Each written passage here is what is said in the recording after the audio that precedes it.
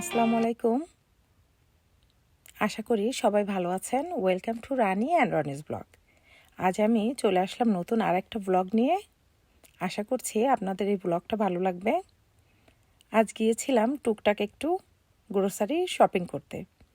আসলে কিছু শপিং বলতে কিছু ফ্রুটস অ্যান্ড ভেজিটেবল দরকার ছিল। আর আমরা যতই একটা দুইটা জিনিসের জন্য আসি না কেন, প্রয়োজনীয় জিনিসপত্র নিতে নিতে ঠিকই অনেক হয়ে যায়।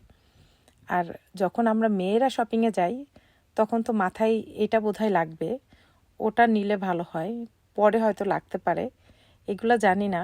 আমাদের সব মেয়েদেরই একটা অ্যাডভান্স হয়তো চিন্তা ভাবনা থাকে। তো গ্রোসারি করতে যাওয়ার আগে আমরা আমাদের পছন্দ মতো ব্রেকফাস্টটা সেরে তারপরে গেলাম। এখানে আমি ব্রেকফাস্টের জন্য সকালে রেডি করেছিলাম ডিম এবং তার সাথে স্পিনাচ। এটা আমাদের সকালে প্রায় প্রত্যেক দিনেরই একটা ব্রেকফাস্ট বলতে পারেন, কারণ সকালবেলা উঠে কেউ এত হেভি ফুড খেতে চায় না এবং এর সাথে আমরা কিছুটা নাট খেয়ে ফেলি, এটাই মনে হয় আমাদের জন্য এনাফ। আর বাচ্চাদের কথা কী ভাই বলবো, তাদের তো পছন্দ মতো খাবার আলাদা, যখন যেটা সেটাই বানাতে হয়। যাই হোক, বানানো কষ্ট না, যদি তারা একটু খায় তাহলে আমাদের ভালো লাগে। নাস্তা শেষে এখন চায়ের পর্ব। চা ছাড়া তো আমাদের সকালটা যেন মনেই হয় না যে কোনো এনার্জি পাচ্ছি। আসলে সময় যে কোত্থেকে কোথায় চলে যায় আমরা টেরই পাই না।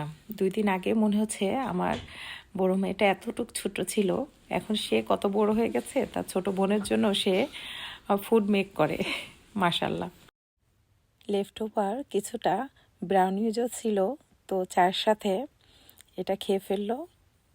আর ব্রাউনিজটা মেক করেছিল আমার বড় মেয়ে, খেতেও খুব মজাই ছিল। আর বেবি থাকলে তো কথাই নাই, বাসার একদিকে গুছাই তো আর একদিকে আগোছালো হয়ে যায়।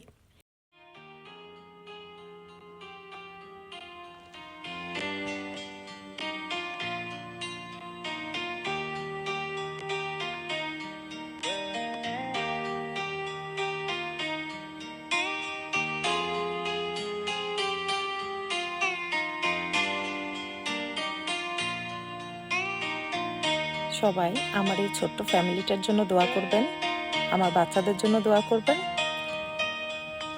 এই ছিল আমার সারাদিনের কিছুটা সময়ের ফুটেজ। এখন আমি শেয়ার করছি আজ রান্না করেছিলাম মুরগির মাংস, সেই মুরগির মাংসের রেসিপিটা। এখানে আমি একটা ফ্রাই প্যানে কিছুটা তেল ও আদা ও রসুন পেস্ট নিয়ে নিয়েছি এবং আমি এখানে লাইভ চিকেন একটা ধুয়ে রেখেছিলাম, সেটা আদা ও রসুনের সাথে আমি সুন্দর করে একটু ভেজে নিব।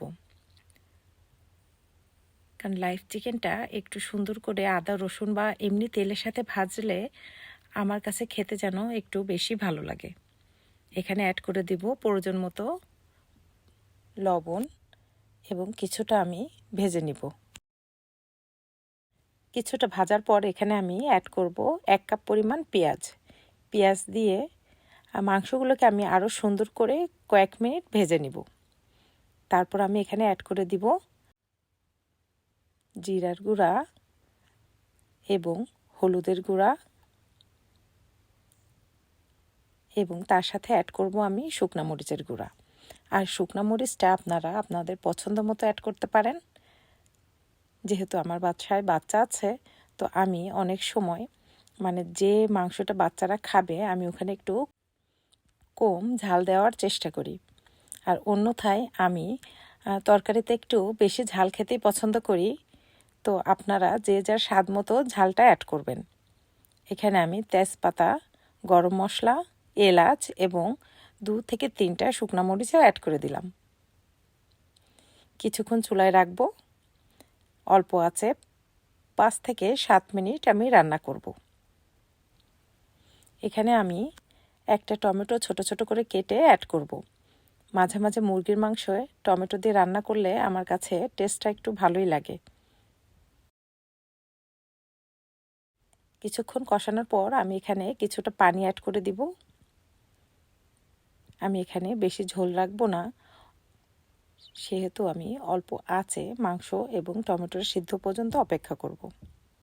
মোটামুটি আমার মুরগির মাংসের রান্না শেষ। তো এখানে আমি অল্প আঁচে চুলার উপর রেখে দিব। আর এই ছিল আমার আজকের ছোট্ট একটা ব্লগ। সবাই ভালো থাকবেন, আমাদের জন্য দোয়া করবেন, আর দেখা হবে নেক্সট কোনো ব্লগে। আল্লাহ হাফেজ।